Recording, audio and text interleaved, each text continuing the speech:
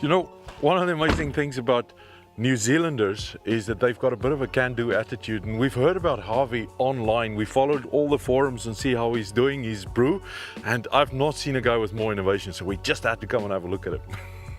Harvey, how long have you been brewing? About 2.5 years, so not that long. Wow. I've heard of amazing things coming out of garages. Yeah. But here in New Zealand, you guys call them sheds. That's right. This is your shed? This is my shed, or it's part of my shed. I quite enjoy just sitting here and enjoying the view, having a beer while I'm waiting for my brew to boil. You know, I'm struggling to think of a better way to spend an afternoon. I have to ask the question, you grow your own hops. What role a product like Blackrock plays within your tinkering and all your innovation that you got? Yeah, totally. Well, time is a huge thing. So all grain batches take a good 4 or 5 hours. With a partial mash, you get down to 2 hours. So talk to me about partial mash. You just use a portion of the fermentable as a extract can, and then you use the other portion as all grain mash. So you're still mashing it, you're still getting the enzymes to get sugars out of the grains. And what you find is that the can becomes a nice stable base that you can rely on. You're not going to get bad efficiency out of the can. And then the grains is where you're going to get your creative control. You can design your own recipe, you can have whatever alcohol content you like. I've done partial mash brews where 50-50 is extract and grain, and other ones where it's sort of 90% extract and just a tiny little bit of grain. And both of those have come out really good. So it's almost similar to what breweries do with the base malt anyway, because they go out to the maltsters, they say we want a base malt, and then they do the specialty malts on top of that. Correct, yeah. Now, when you do your partial mashing, the kits that you use from Blackrock, is it the hopped ones or is it the unhopped ones? Yeah, I use a little bit of both, and so I've got a few over here. If we take something super simple, you've got an ultralight can here.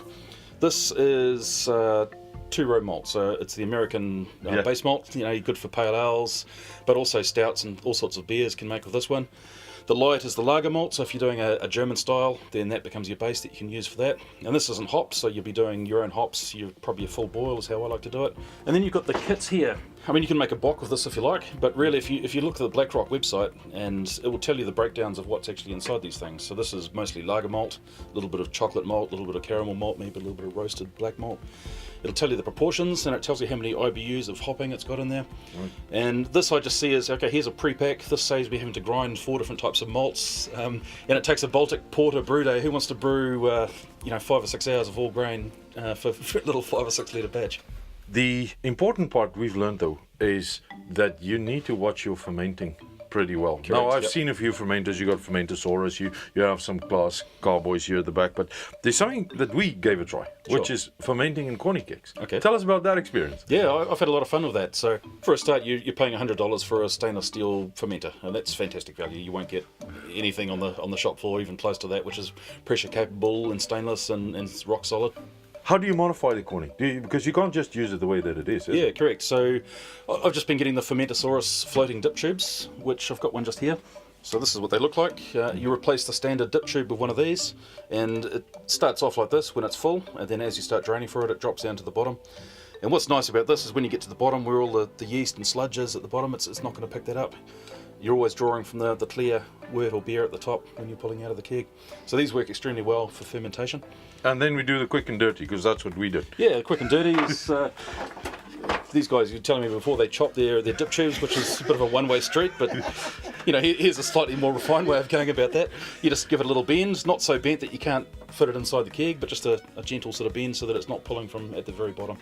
And then you don't get any of that sediment. And the important thing we've learned when we were doing our fermenting is once you're done, you need to transfer it, because you don't want your beer to lie on the dead yeast and the sediment at the bottom. But your opportunity with products at the moment that's available in the market, if you have to say, I'm a new home brewer and I want to get started, I'm surprised to see how easy it is not having to invest in a whole lot of equipment. Absolutely, yep. And you can actually get going, because it's in the ingredients. Yeah. It's not in the gear. Yep. You agree with that? Well, I think everybody starts off with a plastic fermenter bucket and extract kits, which is a fantastic place to start.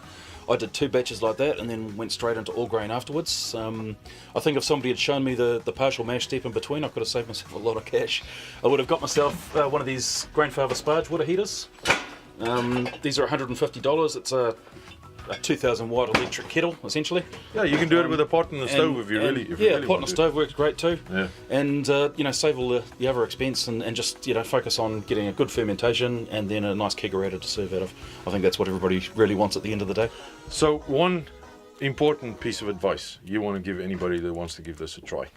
The benchmark was supermarket quality, and this is what I apply to all of my things. If I make a salami, I want it to be supermarket quality. I'm not aiming for deli quality just yet, or original German quality. That's something you work towards. Start with something simple. Start with a recipe which is well proven. Start with good quality ingredients. Take advice from people who know what they're talking about, and don't try and focus on too much stuff at the same time. And that's one thing where the extract kits are fantastic, because you can focus just on fermentation and you don't have to worry about all the mash temperatures and all the whole grain side of things that goes with it. And to be fair, fermentation is difficult. There's a lot to it, and there's a lot that can go wrong, and that's where you really want to focus your attentions initially. Now, we know you're a mad scientist. We know that you're a horticulturist. We know you've got great gear because you built it yourself. But the big question I know that everybody out there is going to ask is, how's the beer tasting? Yeah. Okay. Do you make a good job? Have you won some prizes? Yes, I have. Yeah. I will give you guys to take home a 2.5-year-old Russian Imperial Stout, which won me the Dunedin Craft Beer and Food Festival prize last year. And I also took the second prize and beat the brewer recently, doing a clone of Renaissance Elemental Porter. So haven't actually tried the original. So you just made your own one and yeah, it's made almost as good as the real one. And they couldn't tell it apart from the original, so that's a little bit exciting. I want to ask you the importance of Blackrock as a New Zealand brand and the quality of those ingredients. Sure. Is that important that Blackrock has got this eye on quality? Yeah, of course it is. Yeah. So if it gives you rubbish results, then how can you use that product? So of course quality is important. Why Blackrock? Why does that one stand out for you? I like that you get a breakdown of what's actually inside. As a beginner, you don't really care what's inside the can. You just want a kit that makes beer. You want to trust that the manufacturer's got it right. And that means I can actually work it into my own recipes. I don't like building things to other people's spec. I like doing my own thing. So that's what appeals to me. You can see what's on it. There's no tricks or surprises. It's not loaded up with sugar. It's all 100% malt, and they'll tell you exactly what's in it. Third party opinion, you've got the Cowboys here. Yeah, so sure. we love our beer. Good. Hopefully this is a prize winner. You think it's a prize winner? Oh, we'll see how we go. It's only 2 weeks old. It's fresh. Yeah. I wouldn't normally be drinking it. I'd normally be No time for excuses. No time for excuses. Let's get it going. You know. Right. Good. That's Brendan's. Cheers, my friend. Thank you so much for having us. Thank you for brewing with Blackrock. And Brendan, thanks for introducing us to Harvey. I think we're going to spend more time with this guy. Man, this is good. Way to rhyme and reason then. Nice one. Yep. This is balanced. It's a Bohemian Pilsner, because usually with Bohemian Pilsners I find there's a little bit of tonsil yanking going on in the back. This is balanced. It's got a really nice finish to it. I used the Waiiti, one of the local breweries, ground up, said that they were a really great Kiwi hop that you can try subbing out. So rather than just sticking with SARS, you try Waiiti and Motueka are my two favourites. Yeah. You guys in New Zealand are you're pushing the envelope with the hops, you're pushing the envelope with the barley and the malts out there, and we just can't get enough of your beer. So awesome. Plenty of it, yeah. Yeah, you should come and have more too.